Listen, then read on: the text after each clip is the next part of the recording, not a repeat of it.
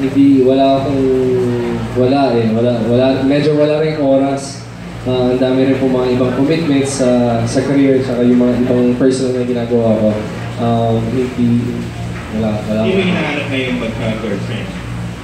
Naghanap ako ng girlfriend? Hindi mo hinahanap ngayon? Hindi pa ako naghahanap talaga eh. And, but hindi naman ibig sabihin na nakasara yung pinto ko or hindi ako open sa kung anong posibleng mangyari, kung sino man yung darating sa buhay ko.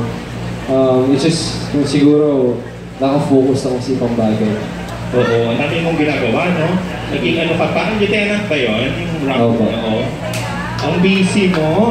Ano yung totoo yung rango na yun? Talagang meron kang posisyon na sa Coast Guard ba yun? Yes, sa Philippine Coast Guard Auxiliary. So pwede kang ipadala sa ano kapag nagkagirahan ng China at hindi naman po kami panggera. Ano ba yun?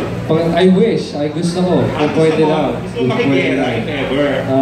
Pero ano yung ginagawa nung search and rescue. Search. On last na kasi parang maganda yung pinost mo sa Instagram na sabi mo ipapalaminate mo pa yung ano yan, yung poster ng How to Be Yours. Sabi mo, not bad for a Jensen boy, di ba? Since ano ba talaga, since super bagets kang walang malay sa Jensen, talagang pinapantasya mo maging girlfriend si Bea Alonzo. Wala po akong kaalam-alam sa showbiz, hindi po ako nakakaintindi ng Tagalog. Pero yung isang kaibigan ko, nanonood siya ng TV sa sala ko, tapos sinamahan ko siya, and then nakita ko siya dun sa TV na ikaw ang lahat sa akin. Yan yung soap na ikaw ang lahat sa akin. Tapos nung nakita ko siya doon, sabi ko sa akin, sino yan? Sino to? And then, yun, sinabi niya si Bea Alonzo, gano'n, and then, ano to, galing kang Amerika? Oo, galing siguro mga isang taon pa lang ako sa Jensen. So, parang 14 years old, 15 years old ako. Oh, kung 15 ka, mga 16 naman. Di ba, halos 16, 1 year lang ang age gap nyo, fair. 1 year siya, sa akin.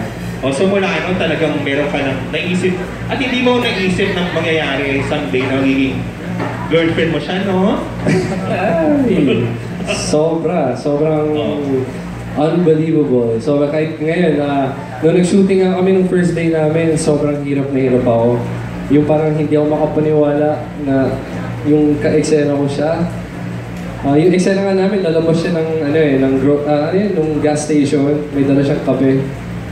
Pagharap ko sa kanya, yung parang hala, yung gumagano na yung isip ko, oh no, ano nangyayari? Tapos natulala ako, inisip ko, anong linya ko?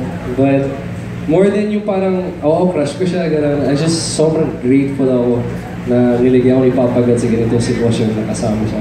Tapos nang hinayang ka na hindi nagtagal yung relasyon niyo, may ganun ka regret? Oo naman.